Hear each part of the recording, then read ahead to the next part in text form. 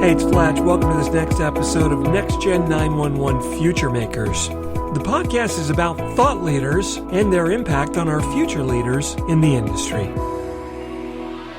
So today joining me, we've got Tracy Eldridge from RapidSOS. Tracy, welcome to the podcast. Hi, Fletch. How are you? Good to see you. You're a busy person. I'm seeing you all over the place. You are constantly out there doing something. Are you saying I get around? You do. That's what the rumor is. That's what the rumor is. You know, I'm not saying nothing, but that's what the rumor is. You know, what you do, the thing I love about what you do, and the reason why I wanted to have you on this podcast, is that you are an enabler of people's careers for the future. And it's a very selfless thing, really, that you do. You're bringing things out that are important and really shaping the future of a lot of things. And you are really the definition of a Next Gen 911 FutureMaker. I love that term, now that I understand it. Well, and you know what? You didn't understand it at first. And I don't think maybe I didn't understand it when I think about it. So what is a future maker to you, a next generation future maker? Well, so when we first had this conversation about your new endeavor here, I have to say I was a little ignorant. I was looking at it in black and white. Oh, right? Thanks for the soundbite, by the way. I'm a little ignorant. That's going to show up all over the place, but go ahead. No, I was truly a little ignorant. So you and I were having this conversation. You were telling me about a podcast, a new podcast that you were doing, and I just thought that was awesome because you need to be out there. And when you made reference to the Next Gen 911 or NG911 FutureMakers, I'm like, dude, Next Gen's already here. Like, what are you talking about? Like it's not future anymore. It's here. And I was so stuck in that mentality that until we dove deeper into it, and you explained that, no, it is the folks that are creating the future for 911, creating those future leaders. The next generation of 911. The next generation of 911. So, so when I hear that term, now that I fully understand what it is that you mean, number one, I'm honored that you look at me that way. A lot of the stuff that I do because there were a lot of things in my career that failed me, and I could have taken, it personally. I could have gave up, but I actually used it to fuel my ability to share my passion with folks, and honestly, the passion to do the right thing. Like, be kind, be professional, help others up. I think a lot of times we get lost in our own life and our own stuff, that we forget that there's a whole bunch of people around us that may need your help or your hand just moving up a little bit, or even just getting up. First getting up and then moving up and encouraging people to move up. So when I get lumped into this category of, NG911 FutureMakers, I'm going to look back in 50 years and say, you know what? I know I played an important role in the era of around the 50-year anniversary of 911. So when we hit 100 years for the anniversary of 911, I'm going to look back and say, remember the 50-year anniversary when we were in Haleyville, Alabama? And never in a million years would I have imagined I have the platform that I do now to make a difference. It is. I mean, and it's something that you built, and you've got this fire in your belly, but sometimes you need to get pushed, and that fire needs to get started, and that's why I constantly kid you. Oh, I think I'm going to do this, Fletch. I go, oh, that's a great idea, but you're a girl, so I hope you can pull it off. And the reason I say that is to totally get under your skin.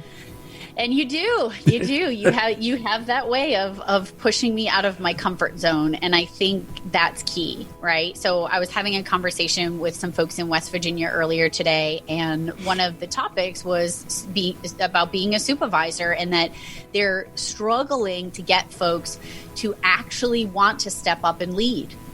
And, I just think to myself, I'm like, oh, well, it's easy. You just got to put yourself out there and just do it. And then I'm like, oh, wait a minute. I'm often sitting behind the scenes worrying and wondering whether or not I'm capable of doing something. So to have people like you often push me off the cliff and remind me that I am capable of doing these things is really important. So you have to surround yourself with supportive people, and not only the people that are supportive, but the people that see your value and your worth. You know, there's a lot of times that I've been beat down by people in my circle or in certain situations, and I let them, excuse me, I let them get the better of me. And do you want to name them? We can name them right now. That would be fun. I am not going to. That would be them. fun, Tracy. No, we're not going to do that. We're not going to do that because it's not necessary, right? So, but honestly, if I did see some of those people today, well, maybe not in COVID days that we're living in right now, but I'd probably give them a big hug and say thank you, because there were so many situations in my career, in my personal life, where there were people that kind of beat me down and were aggressive and made me feel like I couldn't do things, that when I look at where I am now and what I'm doing, I needed them to do that. They had to be that person so I could learn, so I could build up the strength to move forward and do the things that I'm doing. No, I think that's great. Now, one of the things that you do, and, you know, it really, I thank you, because I actually had my own little incident, which was really weird and the last thing I would have expected.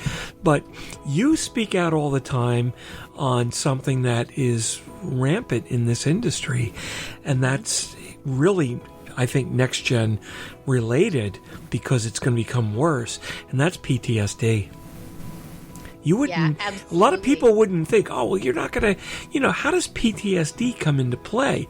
And that's a person that's never been in a center, never sat under a headset, and certainly hasn't been bombarded. I don't think any of us have been bombarded with video. I mean, that's still an area where we don't know what that's going to be, but we can all imagine the impact that that's going to have.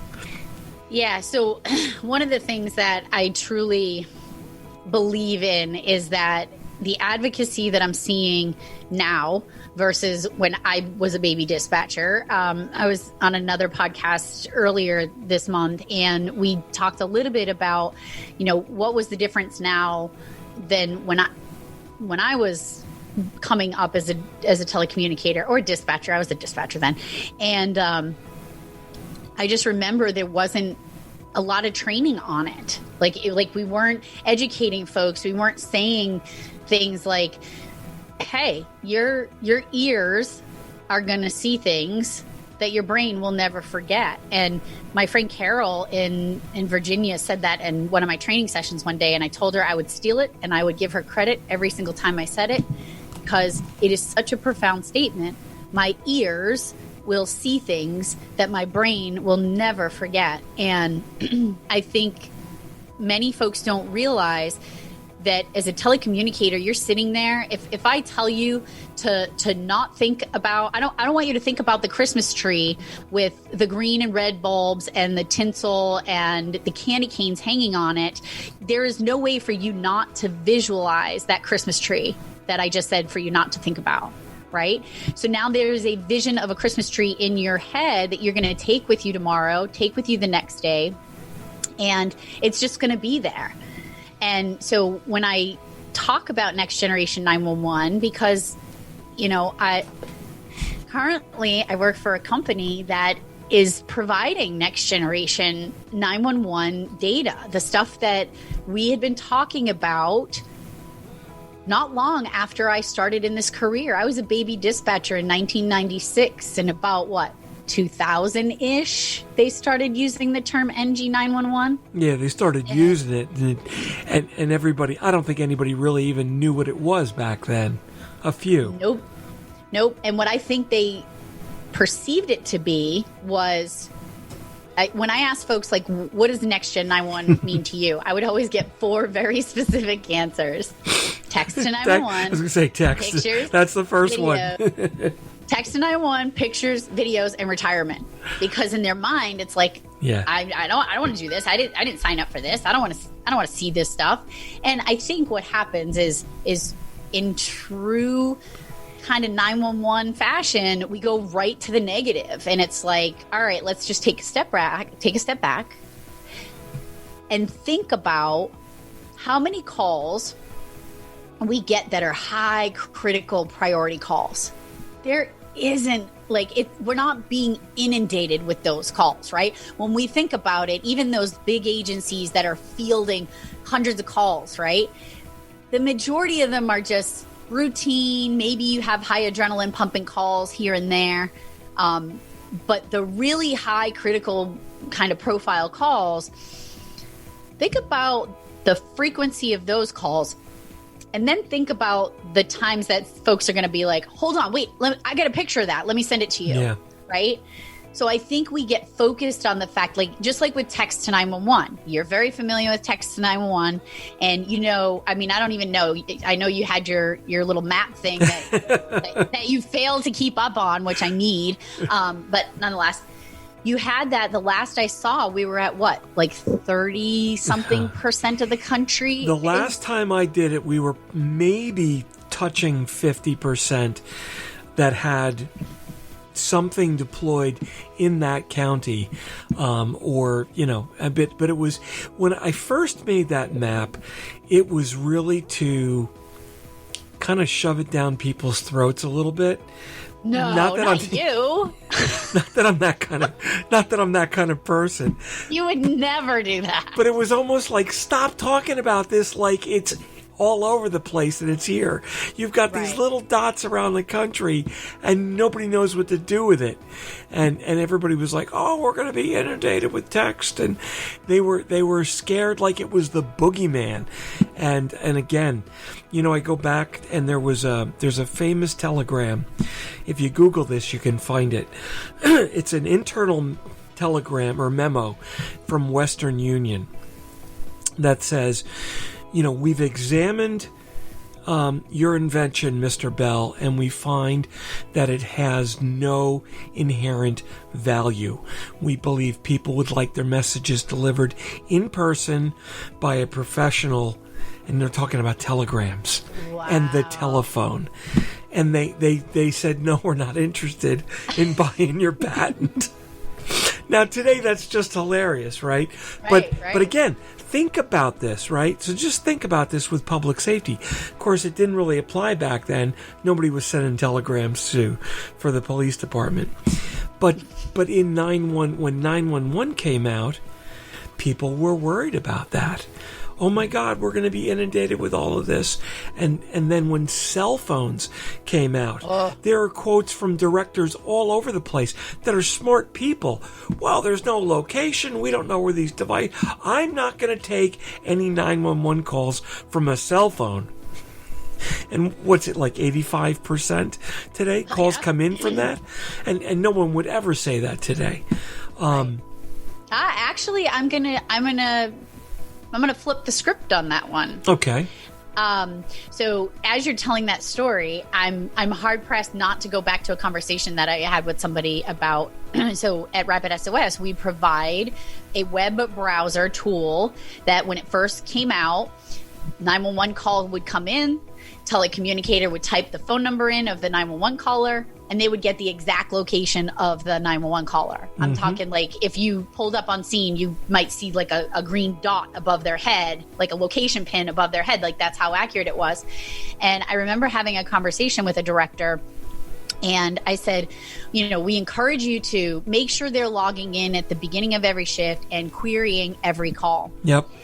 And if you saw the look on his face, he was like, oh, nope. There's no way I'm going to make them query every call. He says, and it was just a generalized statement. He just threw it out because it wasn't accurate at that moment, was, I'm going to have a hard time having them query every call when only 4 out of 10 locations appear. Right. And that was back in the beginning when not a lot of devices were contributing to that, right? Yep, for sure. So all of the devices hadn't even been upgraded yet, and in my mind, this is where there's that difference, right? You asked about the NG911 FutureMakers and folks that are just okay with the status quo, right? Is for somebody to say to me, I'm going to have a hard time getting my folks to query every call if only 4 out of 10 have a better location. That really upset me because I just my brain instantly went to Denise Amberly, Kyle Plush, Laura Levis, and Chanel Anderson. Just 4 right off the top of the bat, that if those were the 4 calls that had that better location, there might have been very different outcomes to those particular 911. Oh, God, yeah, absolutely. All of those, right? Every one of those. Every one of them. And it's really, for people outside of the 911 community that might happen to listen to this, the Chanel Anderson one was one of the early ones where she was literally, yards away from a invisible boundary line, and that's where the map stopped.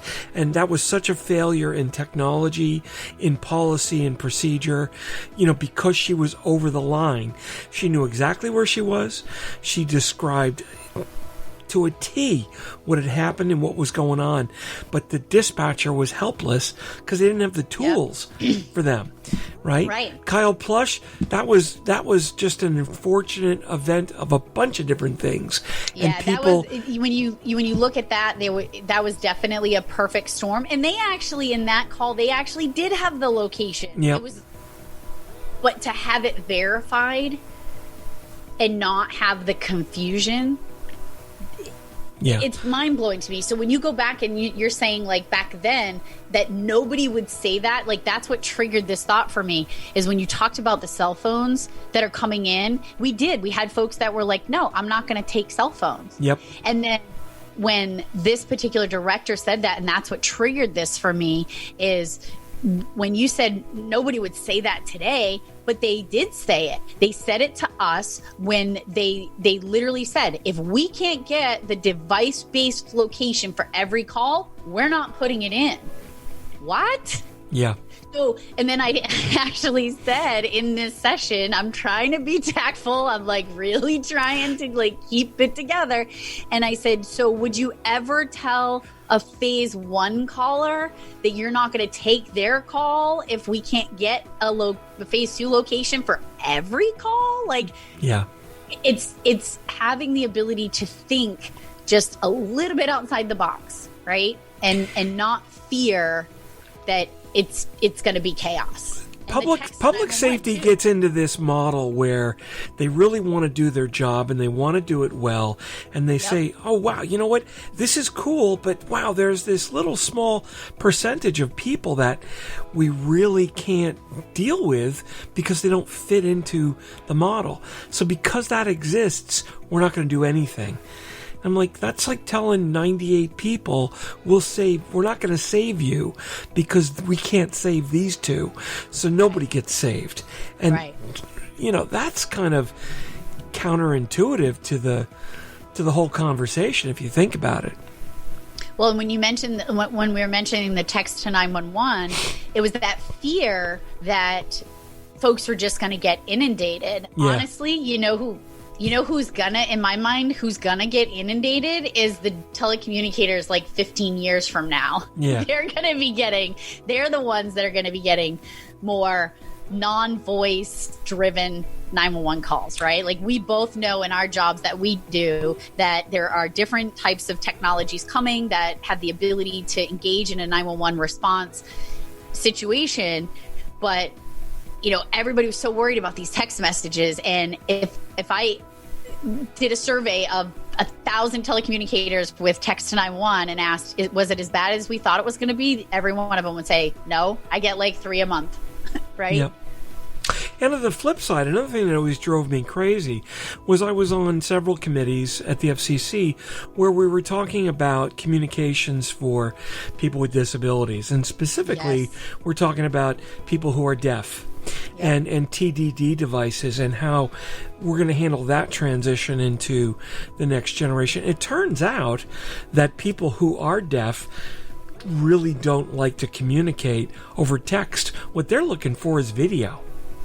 Right. Because they want to do sign language, right? Yep. And then that brings in the problem of, I don't want to go through an interpreter to get to 911. I want everybody in an environment, right? We're doing a one-on-one Zoom today, but when was the last time you did a one-on-one person-to-person Zoom? It's always you and 20 other people or 5 other people. That's the environment they want. And things like, well, the call taker needs to hear the background audio of the caller, even though they're deaf and they're using sign language. There are hints and clues and relevant data in the background audio that they have been trained to listen for. Oh, wait, was that a shotgun cocking? Right? So, as somebody that flew the desk, there's a lot of things that you hear in the background. Somebody screaming, you effing, blah, blah, blah. Well, there's obviously something going on. Right. So, but again, people are ignoring new technology. Oh, we can't do video to 911. What about the things we're going to see? Yeah, you know what? That's going to be there, and we need to figure out a way around that to accommodate that.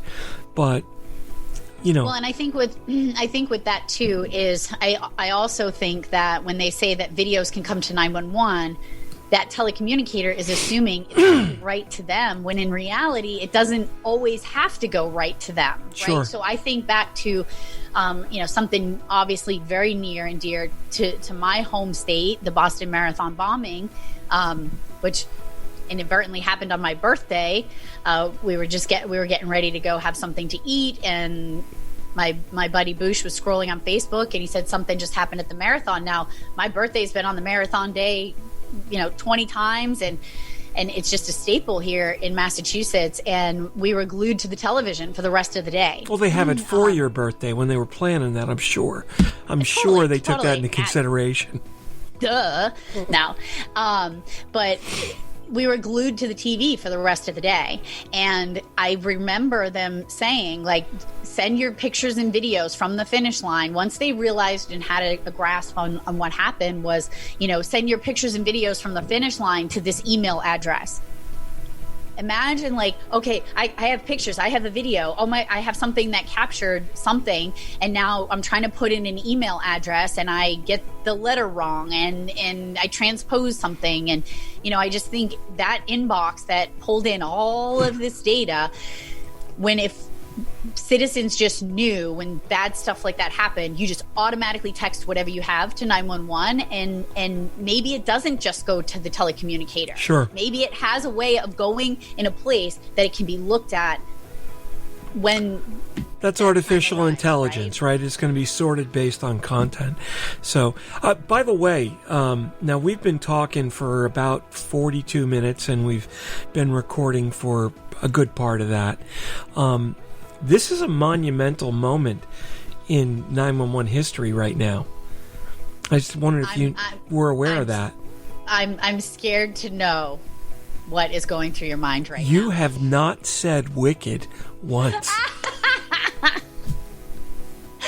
And I was talking about Boston. How did that even happen? And that's what made me realize that. Wow. How wicked is that? Wicked crazy. It's totally wicked. That's wicked crazy. No, I definitely think that folks anticipate the worst, when in reality, I hope that I have the ability to get folks, whether it is on the technology side or the mental health side, is to just start embracing things in a different way. Not looking at, I actually just wrote a leadership class on leadership, but it was based on children's books. Oh, I saw that. Yes. I didn't see the whole thing, but I saw a post about it. Yeah, and people loved it. They thought it was great. I literally took them back into the Bandstand Bears and Winnie the Pooh and all of these lessons that we learned a long time ago. But there's my ADHD. I just went to another direction. I can't even remember where I was going with that. But so what are one of the stories that you use? I just saw a reference to that, and I was gonna read up on what you actually did. But what was one of the stories that you used? Well, so my daughter was cleaning her bedroom. Well, how'd you get that to happen? Well, exactly. That's a valuable lesson right there. I'll have to write a class on that. But so during COVID, she's in her room a lot, and it was still painted pink and purple with the cute little princess border. And she's like, Mom, I want to paint my room. And I'm like, well, I'm a little busy, so you're going to have to kind of take care of this on your own. So she did so much of the work, and I was very proud of her. But when we went upstairs and we were going through a lot of her books and all this stuff, I'm looking at some of the books, and I start flipping through them, and I'm like, there's some very valuable lessons here in these books. And I start reading one of the Winnie the Pooh books, and I remember seeing all of these like motivational things on Facebook that are being shared. So then I just started going through all of these books, and I just started taking the lessons out of each book and then kind of twisting it to look back on the dispatch aspect of it. Right. So we have so many leadership qualities that are in the 911 center. However, sometimes we need to be just reminded of the stuff that we learned before we were 10 years old. Right. Sure. And I know I had a thought. There was a thought, but this is how my brain works. I just squirrel. I went somewhere else. There was a thought that shiny had thing to do with this. Like, I don't even know where it went, but yeah, like, we just have to get better at embracing things and finding the reason and why things are happening, and get better at moving forward and not getting stuck. Just getting stuck, being in the same place, doing the same thing. I know that we say this all the time. I heard it in 2 classes yesterday on the IPSTA conference with Doug Showalter and Nathan Lee. And, you know, the biggest word that comes to mind for me is complacency kills. Like, when you say the word complacency, the next word that comes into my brain is kills. Because when we become complacent, when we become closed off, when we don't open up ourselves and look at things in a different way, something bad will ultimately happen, because you can't resist change that long. And when you do, and if you're a leader and you have the opportunity to implement change, I mean, again, going back to the RapidSOS portal, I see dispatchers on Facebook groups saying, I want this technology, but my bosses won't let me have it. Yep. Won't let us have it. What? This is free. It is free 99, as Mark Swiderski says. It's free technology. And honestly, I feel like when leaders get closed off like that, and they're not opening themselves up to look at the way how other new things can implement, new things being implemented in the center can help not only the caller, but think about what it's going to do for that telecommunicator. Sure. You and I both know what it feels like to not find somebody. Yep. No, I know. You get this personal failure feeling, like I did not do my job, when in fact you probably did more than your job and you exhausted everything, yet you feel like I caused that problem. Yep. And that's, or what could I have done? What could I have done different? Yeah. You know what? I mean, God, it was so long ago. It was the last century when I dispatched, and I did that for maybe 3 years.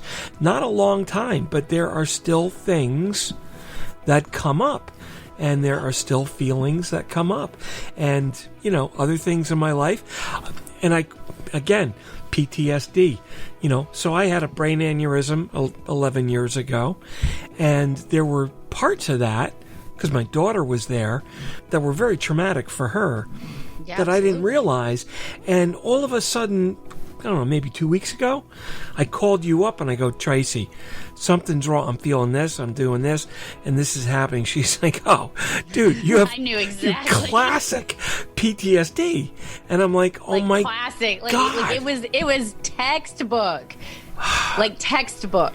And you're talking what you were describing. This was like 11 years later, and it was something that I watched on TV, a movie that I watched that was the trigger. And then when I was watching, what's that new show, Emergency Call? Emergency Call. it was like trigger, trigger, trigger, trigger, trigger.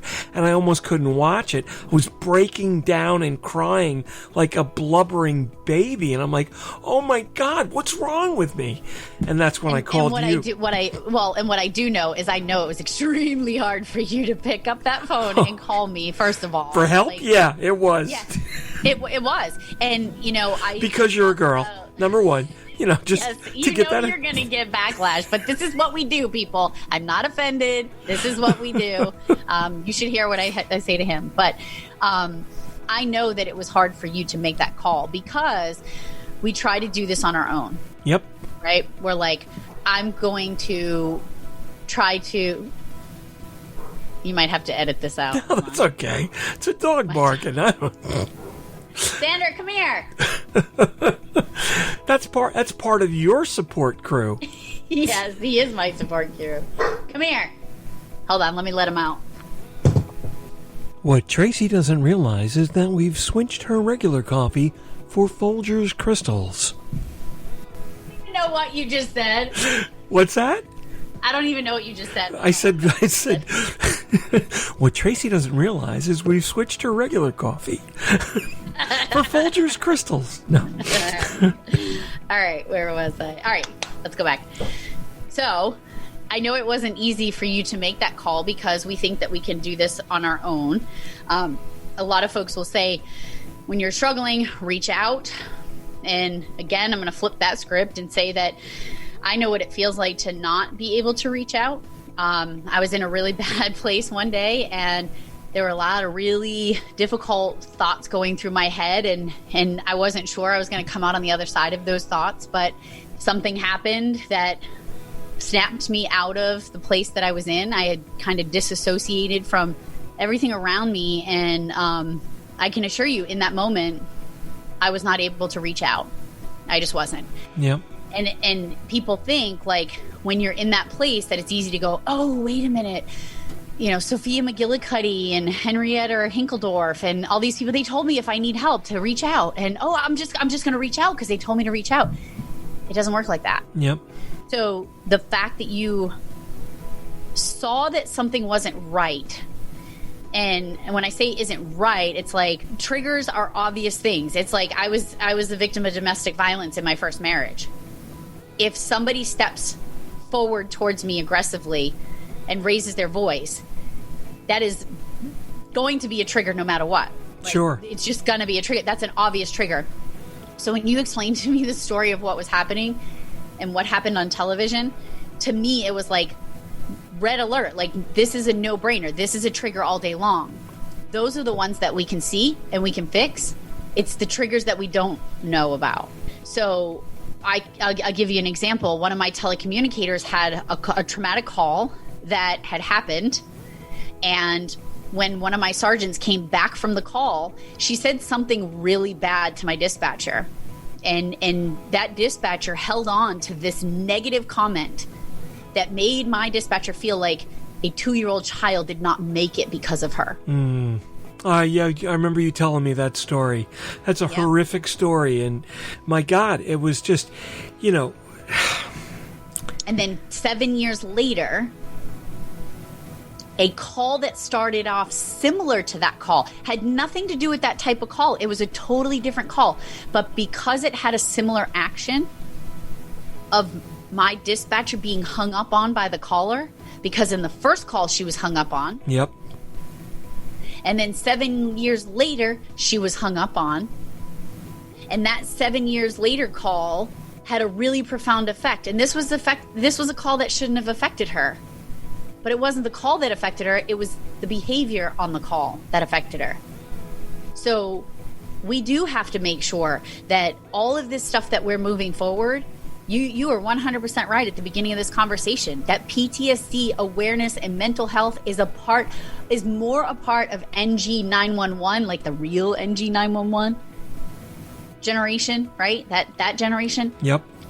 The actual technology and structure and all of that, PTSD is 100%, and mental health and wellness and stress is more a part of that today than it ever has been. I think the manufacturers need to understand that better, coming from that world, Yep. You know, they had a Section 508 guy, Dr. Paul Michaelis, when I worked at Avaya. He was our disability guy, our ADA guy. That was his job. He was a PhD scientist that worked with the technology to make sure that things that we built were accessible. Yep. I believe that in people that provide public safety content and gear, they need to have a PTSD specialist understanding what the impact is going to be, that their equipment is going to enable call takers, dispatchers to see, hear, feel, maybe smell in the future. Who knows? God, I hope not. But I hope not. This is something that has to be dealt with, or else you're going to have people triggering like crazy. And think about the new 988 number that they're starting to publish right now. That's a whole new topic, and we're gonna. That's so deep. I want to have another podcast with you about that, because I want to understand what you feel the impacts are of a 988 suicide hotline. You know, the purpose of that number is help. I need help. I'm going to kill myself right now. Wow, that just turns everything upside down. Talk about flipping the script. Well, and it does, because you know, I have to say, I had kind of mixed emotions when I'm like, isn't that what 911 is, though? Mm-hmm. Right? Like, in my mind, if I'm there, if I'm in that moment, like, I should be calling 911 because they're trained to handle this. Yeah, but here's the thing, Tracy. 911 is because it's one number and it works everywhere. Yeah. It's one number and it works everywhere. And everybody knows it.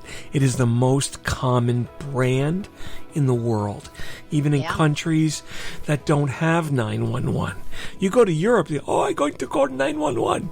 No, they're going to call 112, but they all know they're calling it 911. It's like Kleenex or Band-Aid, right? Or Xerox, right? Maybe not Xerox anymore. I'm like, Xerox? Where is there even a Xerox? Back in the days of mimeographs. But oh my gosh. So, hey. You just dated yourself, man. No, well, nobody else will date me.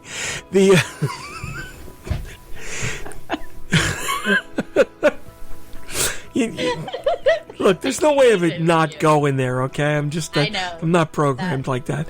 But I forget, talk about ADD. You just did squirrel. Yeah, see, that's why we get along so well, because we're so similar, right? We have the same passion for 911. Oh my God! We can't remember what we were talking about. But anyway, it flips the script, I think, is what we were talking about. You know, it's more of, I remember what I was saying. So 911 has become the common number. Everybody knows it. Everybody dials it. It's become information, almost. Yeah. It's how I reach the police, and there's nothing wrong with that. See, that's another thing. I think public safety dispatchers need to embrace that. And if it's not an emergency call, then hand it off. And the problem is the way the infrastructure is built. I've got these finite number of lines. I'm sitting in a center with 6 positions. I've got 8 trunks for 911 calls. That's my limited resource. If it's not an emergency, I need to get it out of that funnel so that people with emergencies. All right.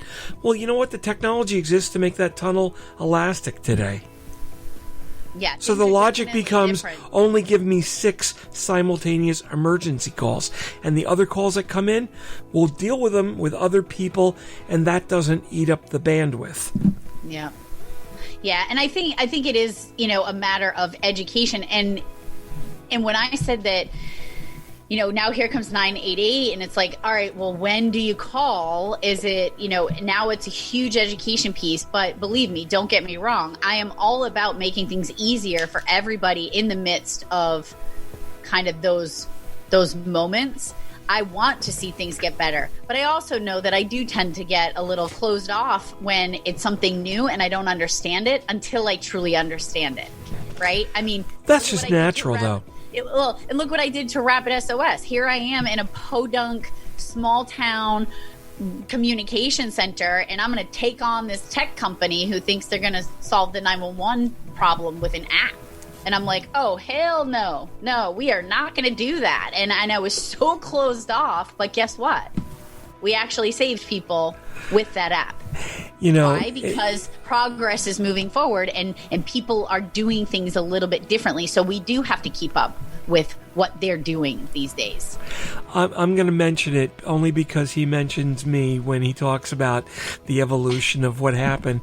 I remember the day in Nashville, Tennessee, 6-7 years ago now, when Michael Martin ran up to me, Mr. Fletcher, I fixed Next Gen 911. Let me guess, Michael, you wrote an app. Yes, it's called Haven, and here's what it does. And I'm like, stop right there. And listen, so I'm gonna. You know what I vision every time you tell that story? Have you seen the cartoons or whatever? And you have this like big giant, and then here comes the little kid, and he's running towards him. The giant just puts his hand out, and the kid's like swinging his arms, like trying to get to him. Like that's what I picture. When Exactly. You tell the story about how like, no, we're all right. Let's stop. Let's take a breath clearly, and let's approach it. Right. It was so but cute. Guess what? But that app, it saved people. It was great. Why? Because those people, that's how they were going to communicate. Just like you said with the deaf and hard of hearing community, let's meet people where they are most effective. Yep. Right? Where they're going to give me everything that I need. Android ELS is capable of sending language to our emergency response platform. And I just remember, like, in a 20-year career, there was one that I should have used the language line, and I didn't. And the stress that call had cost me versus just embracing and saying, all right, well, I don't use the language line a lot, but I know it's there and I'm going to use it. Instead of having a fear of it, I should have used it, and maybe the outcome of the call would have been better, because one of the things that we did learn in that situation is talking louder and slower to somebody that can't speak English. It doesn't work. That cracks me up. Yeah. I know. Yeah. Where are you? Do you understand me? And it's like, no, it doesn't change it, right? So when I see that Google ELS is stepping up and sending us the preferred language to the platform, where the telecommunicator can look and go, oh, they speak Spanish or Portuguese or Indian or whatever it is that they speak, that just saved me a whole bunch of time. So so that's a great example. So think about this, the technology. I've got individual dispatchers, call takers logging in. So Tracy Eldridge exists, and Tracy has a special skill set. Tracy can do these things, and one of those is I can understand and speak these languages, and Bob can understand and speak these languages. So now when a call comes into the center, and I need a Spanish, it's marked as someone who speaks Spanish, and I've got a Spanish-speaking call taker, that's where I want the call to go first. And if I can't get the call there, then I'll give it to Tracy as a backup. But you know what, and this is the thing that everybody talks about, local knowledge when we consolidate 911. Again, just because you're consolidated, you could be virtually consolidated. Right? The core is up in the cloud. We're leaving the people in place. So now if a call comes in for Ringwood, New Jersey, well, I'm going to look for the Ringwood dispatchers. And if they're not available, I'll go to Wanacue, next town over, because they're going to be next familiar most with the area. Because, yes, that geography is valuable. But guess what?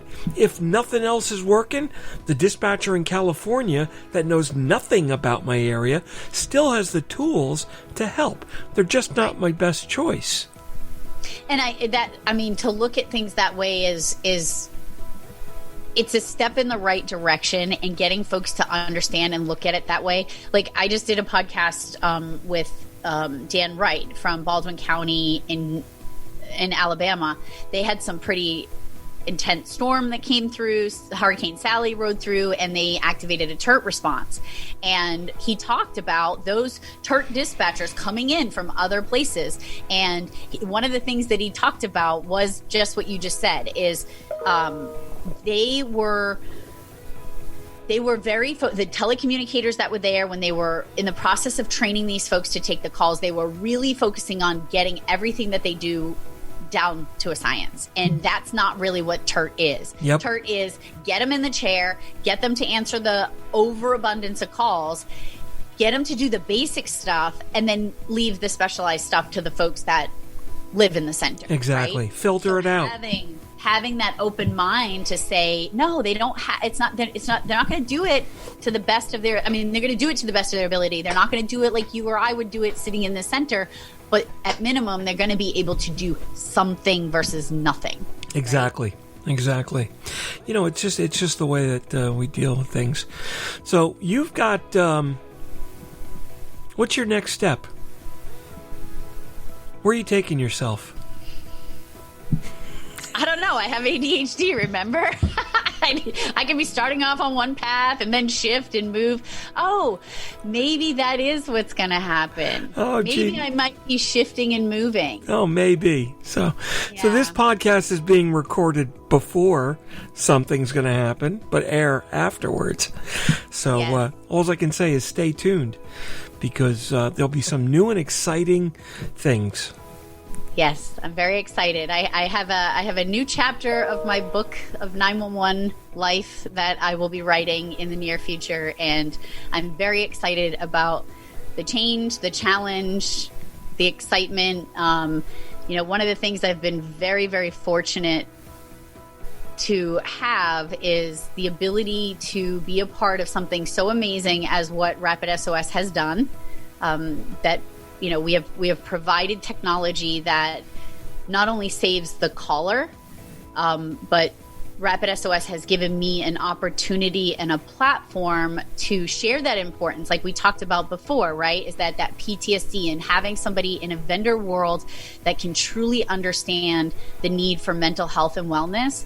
And they allowed me that opportunity. They gave me the opportunity to see how much passion I had for helping telecommunicators in a very different way. And over the last 4 years, I have had the opportunity to save lives on both sides of the call. Yep. So, and what they're doing is they're continuing to be innovative in the development of the industry, not just as a product, but in people that they're creating. They are a next generation future maker, just as much as you are. Yep. So I'm excited for some new endeavors that are going to be on my horizon. And if folks want to hear the full story, by the time this podcast launches, shortly after that, I'll be launching my own with some pretty amazing updates. So stay tuned. I know what it is. And you only know what it is because I needed your help with a few things. So. Yes, and I'm very proud that you called me, actually, and said, "Help! I need some help." See, that was a big move for you. Oh my God! I've got to call Fletcher and ask for help. Now I'm gonna owe him. And I'm a girl. And I'm a girl. And I'm never going to live this down. Ever going to live that down. That's wonderful. No, I'm excited. I'm very excited for everything that's going to be happening in the near future. And there's no place to go but up. And when I say up, it's like I don't want just the foundation of 911 to just be what we've always had. Like we have to take it to the next level. We have to bring our passion back, and we have to just make our telecommunicators better. And by doing that, I will be able to rest my head every night and know that I'm making a huge difference in so many different ways. Well, thank you so much for sitting down with me for the last hour. God, whoever figured that would happen? Listen, my ability to communicate is a gift, regardless of what you may think. Just, you were well gifted. That's all. Hey, let's sit down for 10 minutes. Okay, let's. Actually, you know what? I was smart. I said, let's do a half hour. Yeah, so you knew when it was. So we got it. We got out in an hour. That's okay. I think it was interesting. But thank you for being a next generation future maker. What's the last bit of advice you've got for today's brand new baby dispatcher? Oh, take care of yourself first. Take care of yourself. Nobody ever told me to do that. And the nature of the job is just to give so much to everybody else. You give to your callers, you give to your center, you do things that you don't normally want to do. You take shifts that you're exhausted and you need a break, but you take the shifts anyway. Just put a little bit more, invest more in yourself and your mental health and well-being, and, check yourself before you wreck yourself. Always a first responder. Always. God bless you. It's just, I feel this brother-sister thing with you, and I always have, and I'm just so proud of you and what you do and how you do it. It's just, I've got so much respect for you, Tracy. You cannot believe. Thank you. And coming from you, that means a lot. And I'm not just saying that. I'm not blowing smoke, but I'm tough. I'm tough on people. You are very tough, and you've been tough on me, and here I am still coming back like the lap dog, like, all right, you kicked my butt, but I'm still going to adore you, and I'm still going to come back, because I know that at the end of the day, you and I are very similar, and we are cut from a very similar cloth, where we're extremely passionate about this industry, and we want so much for things to be looked at as a different way. We want things to be embraced, because we want to make sure that everything 911 is the best that it can be. So I appreciate your support, your unwavering support. Well, thank you very much. Even if it's a little tough sometimes, but that's okay. That's all right. We both enjoy it. You know what? I love it. I tell you, I love getting beat up by you. Yeah, and then there was that time you made me cry, and I think you were like, oh my God, let me tell you something. When that happened, it's like, okay, you've gone way too far. You scared the hell out of me. But here we are, right? But here we are. And we both learned something that day. We learned a lot, and I will forever be grateful for that moment. We tend to look at things that happen as a negative thing, but in this case, I end up in tears. You take a step back. You look at my point of view. I look at your point of view, and here I am about to do something very different. It was a day of tough love. Yep. So for both of us. So absolutely. I appreciate you. Well, good luck on your new adventures, whatever they may be, wherever you're doing. You're not really changing families. You're extending. Nope. Extending my 911 reach in a very different way. That's all. And we're not, I want to say this so bad, but this is not going to publish until afterwards. So it doesn't matter if I say it or not. So. All right. Well, we'll come back. We'll come back and visit that thought. Thank you so much for being a part of this podcast and making this new endeavor something that's valuable to a lot of people for a lot of different reasons. You are certainly a next generation FutureMaker, and there'll be plaques and T-shirts coming someday. All right, I'm like, do I get a cup or mug or something? Like, at least a sticker. But you are number 2. Jeremy DeMar was number 1. Yes. And you are number 2. Because... It's all right. Because he lives near you? No. Is that what... No. Because you're a girl. Oh, how did I not know that? Oh, I should have known that. Thanks so much for joining me today, Tracy. Tracy Eldridge from RapidSOS, our Next Gen 911 FutureMaker number 2. Have a great day. Thanks for doing this with me. Appreciate it. All right, asshat. I'm going to go. All right, love you, sis. Have a great day. Love you, too. I'll talk to you later. All right, see you. Bye-bye. Bye.